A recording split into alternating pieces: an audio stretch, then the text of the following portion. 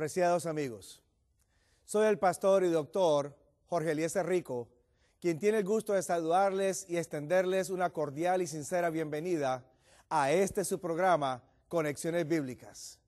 Estaremos analizando tópicos bíblicos de interés utilizando la Biblia, la palabra de Dios, como nuestro principal libro de texto.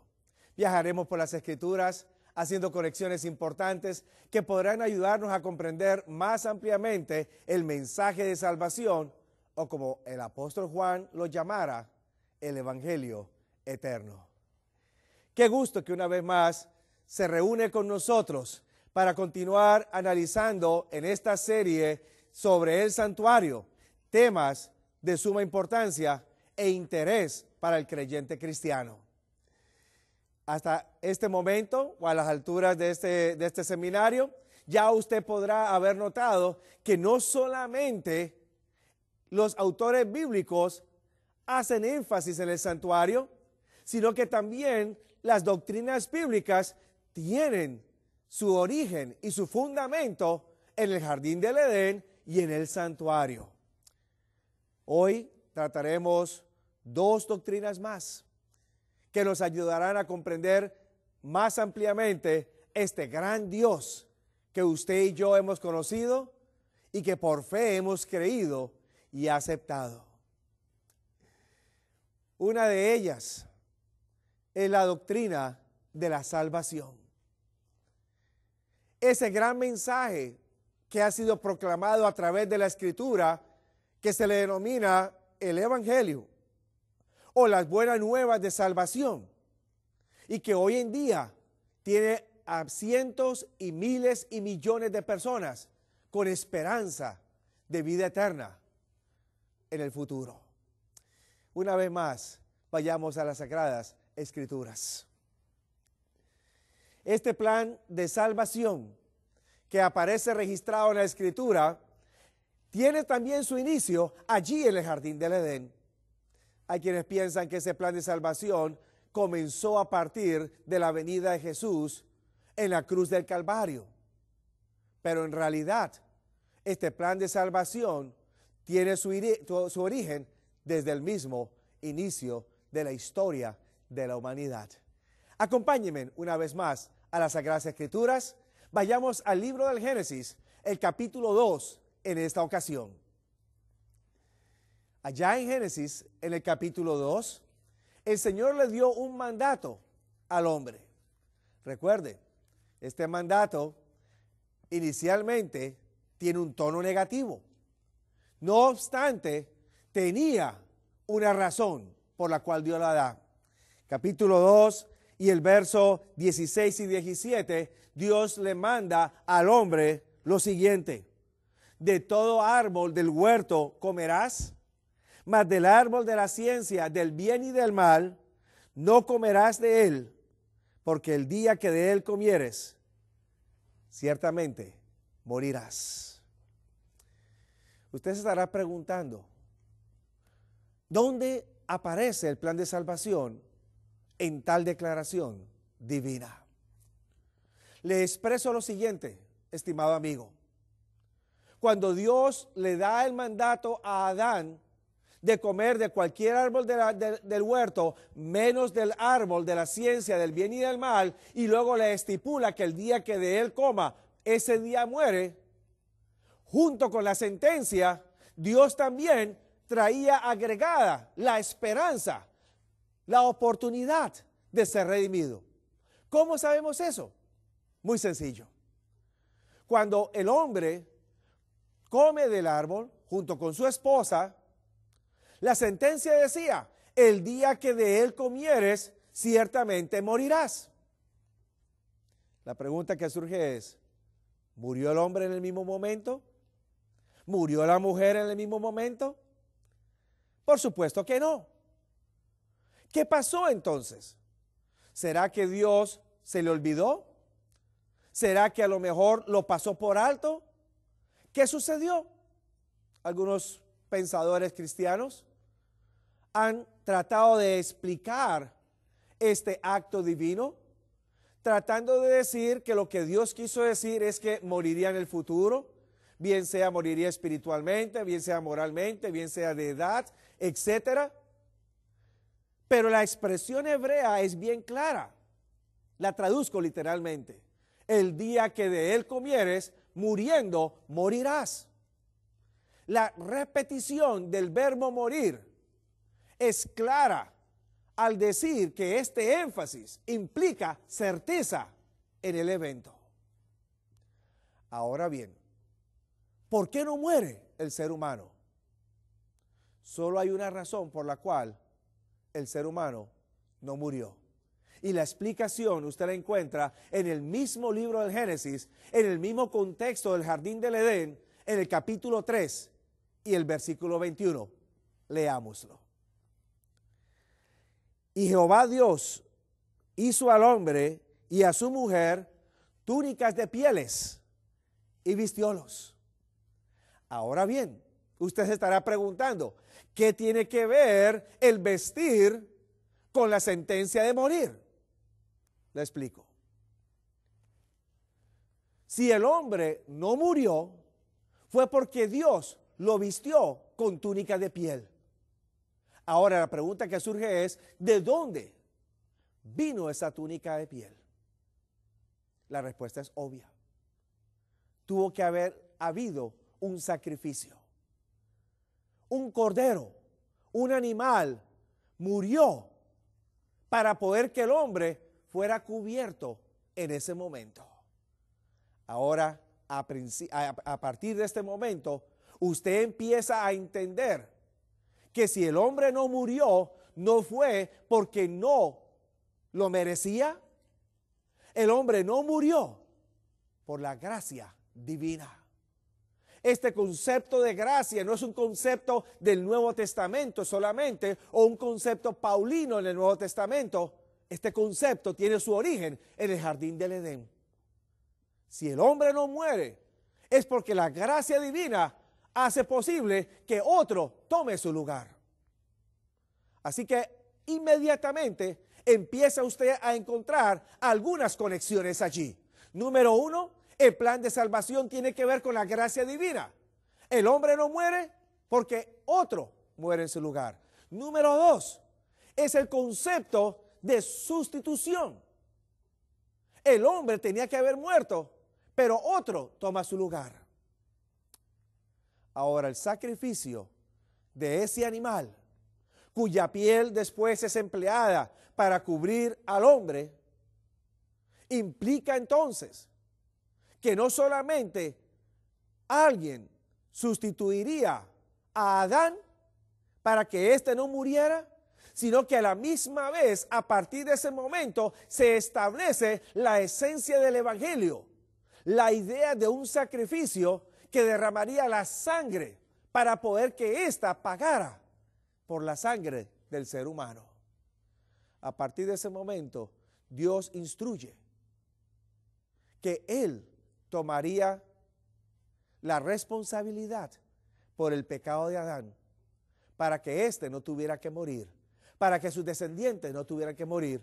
Y ese sacrificio simbolizaría el sacrificio futuro del Hijo de Dios, que vendría a morir aquí en la tierra.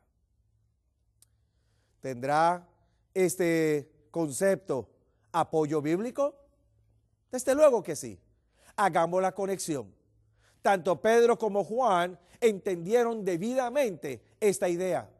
Por eso cuando usted lee allá en Primera de Pedro capítulo 1, versículos 18 al 20, Pedro enseña que usted y yo no hemos sido redimidos por oro ni plata u otro metal precioso, sino que hemos sido redimidos por la sangre preciosa de un cordero que fue inmolado desde la fundación del mundo, la sangre de Cristo Jesús.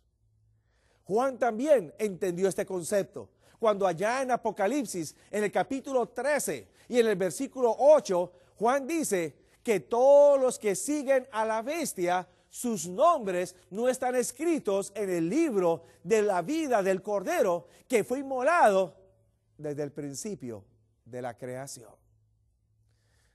Así que estos autores bíblicos me dicen a mí que ya el sacrificio del Hijo del Hombre había sido realizado en el comienzo, a través o simbolizado por el sacrificio que Dios realizó y la piel que cubrió al ser humano. Un detalle más le quiero presentar a usted dentro de este plan de salvación. Cuando Dios cubre al hombre con las pieles, Dios hace otra operación. Y esa operación consistiría en que el hombre tendría que quitarse las vestimentas de hojas de higuera. Si usted se acuerda, allá en Génesis capítulo 3, en el verso 7, tan pronto Adán y Eva comieron del fruto y pecaron, sus ojos fueron abiertos, conocieron que estaban desnudos y entonces cosieron hojas de higuera y se hicieron delantales. Hasta ese momento, Adán y Eva estaban desnudos.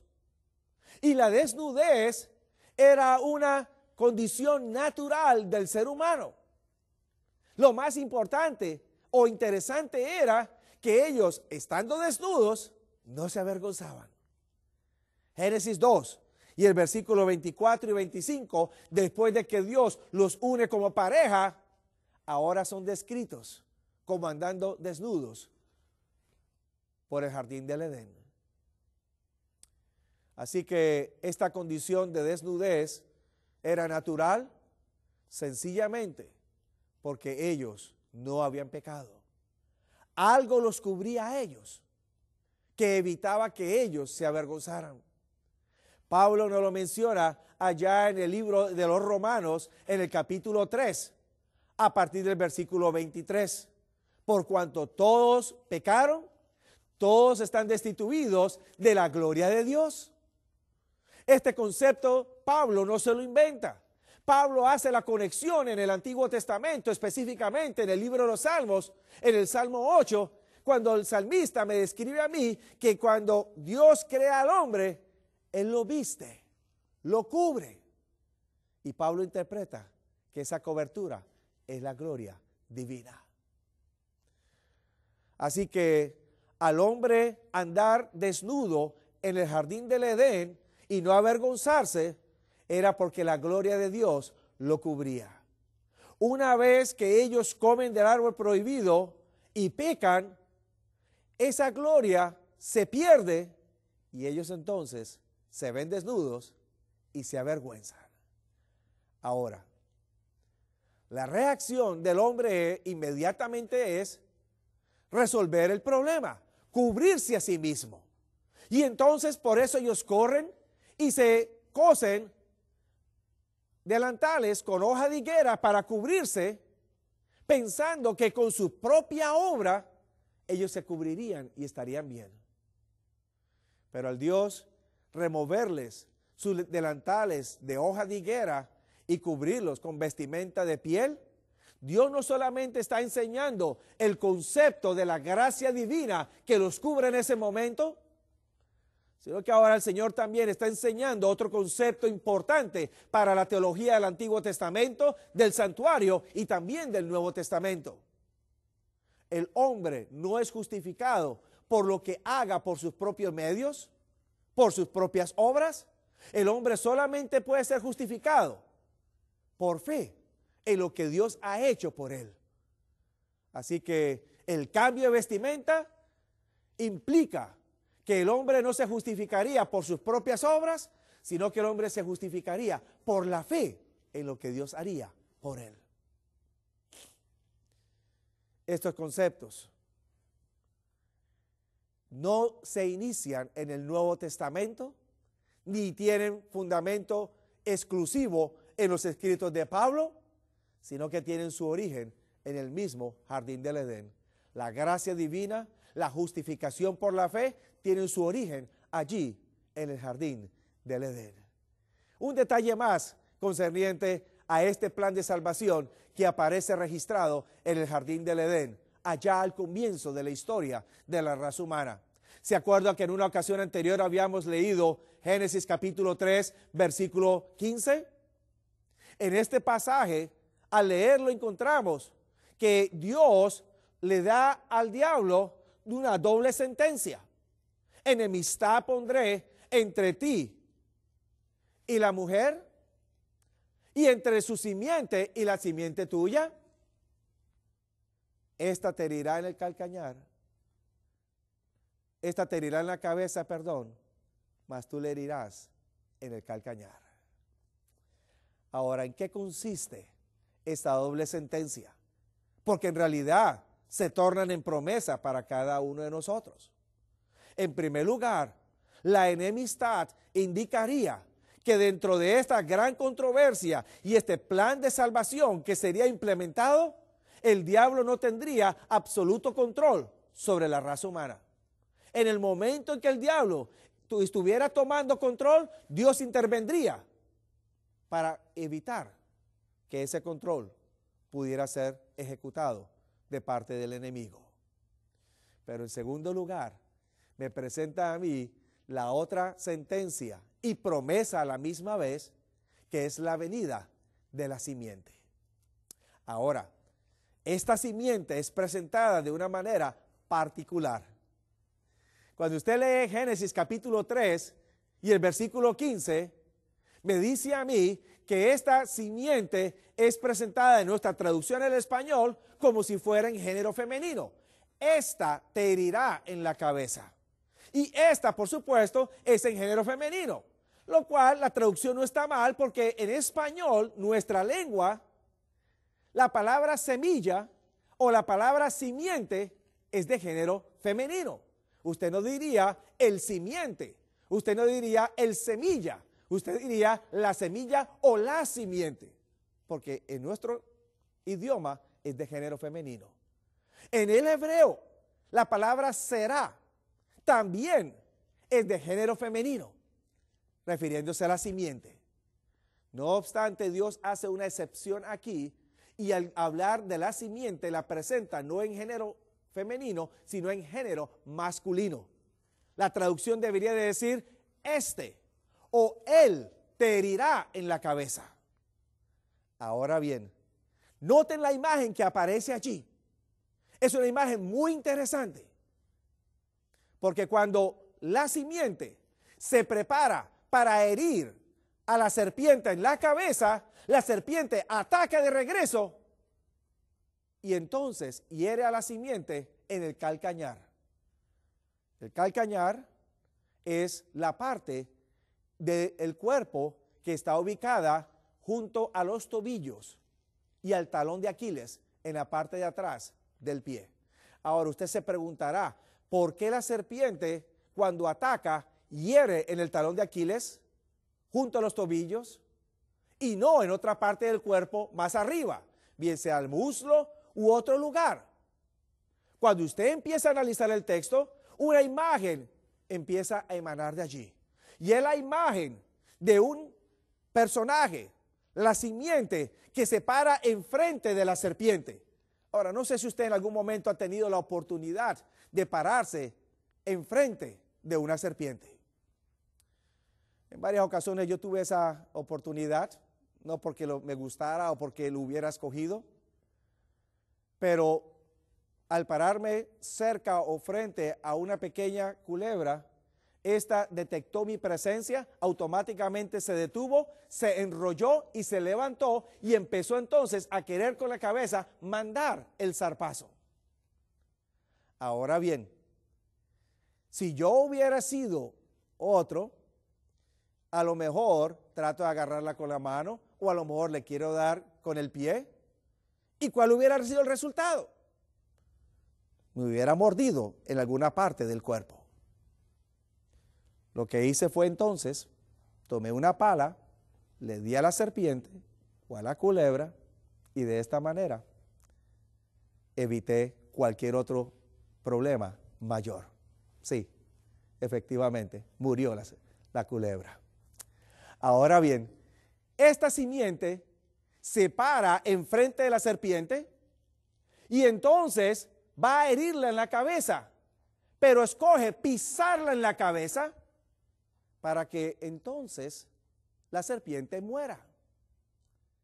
Ahora, al atacar a la serpiente, hieren el calcañar. Ahora, ¿por qué esa imagen de alguien que se para enfrente de la serpiente y en lugar de utilizar una flecha, una lanza o cualquier otro instrumento, utiliza el pie para pisarla en la cabeza? ¿Hay alguna enseñanza detrás de esto? Desde luego que sí. Se la explico.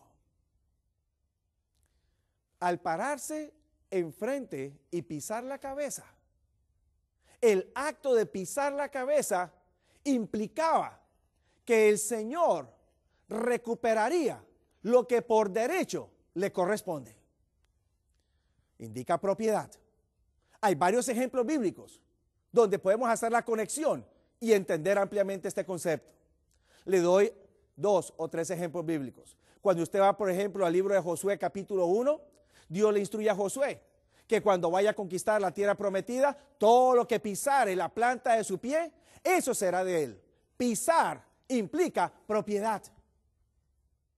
Cuando usted va al caso de Ruth, la moabita, cuando Boaz quiso casarse con ella, no podía porque había un pariente más cercano que tenía más derecho. ¿Cómo se resolvió el asunto? Cuando este pariente cercano se quitó una sandalia de su pie y se la entregó a Booz. ¿Por qué se quitó la sandalia? No tendría mucho sentido, a no ser de que usted entendiera que la sandalia era como una extensión del pie que indicaba que él estaba entregando su derecho de propiedad a Booz para que Booz entonces redimiera y se pudiera casar con Ruth, la moabita. Otro detalle más entonces, esto le ayudará a comprender por qué Dios, a través del profeta Isaías, le dijo al pueblo de Israel en Isaías capítulo 58, versículos 12 y 13 en adelante: si retrajieres del sábado tu pie, de hacer tu voluntad en mi día santo, y lo llamares delicias, santo, agradable de Jehová. ¿Por qué Dios le dice al pueblo, quita tu pie del sábado? La única razón es porque si el pisar implica propiedad o querer tomar propiedad, los israelitas estaban considerando que el sábado era propiedad de ellos. Y Dios les está diciendo a ellos claramente, el sábado no es su propiedad, el sábado es mi propiedad, yo se los he dado a usted para que sea de bendición para cada uno de ustedes. Así que, mi estimado amigo, dentro de este plan de salvación, usted va a encontrar entonces que a partir del jardín del Edén, ya Dios está enseñando el concepto de gracia, el concepto de sustitución y el concepto de justificación por la fe y no por las obras.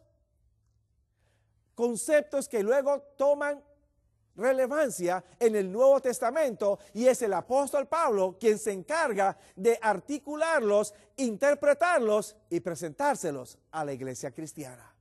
Ahora, ¿dónde está la conexión de estos conceptos en el santuario?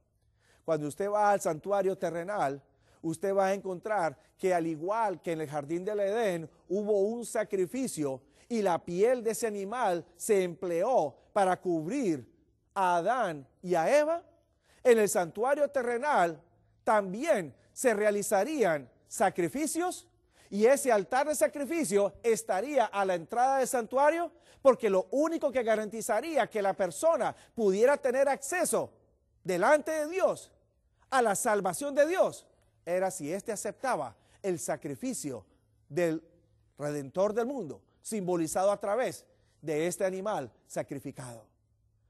La gracia divina estaba siendo simbolizada a través del sacrificio allí en el santuario terrenal. Por eso Levítico capítulo 1 hasta el 5 y otros más hacen énfasis en sacrificios y en sangre, porque la gracia de Dios estaba allí presente. No solamente aparece el concepto de gracia a la entrada del santuario, aún dentro del lugar santísimo. En el arca del pacto habían 2 elementos allí que presentaron una unidad hermosa. Dentro del arca estaban ubicadas las 2 tablas de la ley de Dios, pero no estaban solas. porque encima del arca había una plancha de oro que se llamaba propiciatorio. Una mejor traducción pudiera ser la silla de la misericordia. Así que la ley y la misericordia o la gracia estaban unidas. La ley y la gracia nunca se oponen, nunca están en conflicto, antes por el contrario, están unidas. Y esto aparece desde el santuario. El concepto de sustitución aparece también en el santuario terrenal, cuando ahora el sumo sacerdote toma la sangre del animal sacrificado y la introduce al santuario. Y ahora el hombre regresa a su casa justificado. Sí, mi amigo, Dios es el que en ese momento toma responsabilidad por el pecado confesado del creyente. Y es Dios el que eventualmente entonces justificará y salvará al creyente. Ahora, mi querido amigo, cuando venimos al Nuevo Testamento, vamos a encontrar entonces que mientras Jesús está en el cielo, en el santuario terrenal, intercediendo por nosotros, Él es el que lleva nuestro pecado. Pablo lo explica ya en Corintios, cuando nos dice que Dios lo hizo a Él pecado por nosotros. Pero Jesús lleva el pecado solamente hasta que llegue el momento que sea depositado sobre el verdadero culpable. Cuando hablamos de la salvación, mi querido amigo, estamos hablando de ese evento que permite que usted disfrute de la gracia divina, de la sustitución divina y de la justificación por la fe. Y es esta justificación la que Dios le brinda para que delante de Él usted parezca como que nunca hubiera pecado. Conceptos hermosos que se inician en el jardín del Edén, se reflejan en el santuario y harán posible que usted y yo, en la tierra nueva, como dice Isaías 66, de mes en mes y de sábado en sábado, vengamos a adorar delante de nuestro Dios. Dios me lo bendiga, lo siga dirigiendo en este estudio y pueda usted conocer mejor a ese amante Salvador.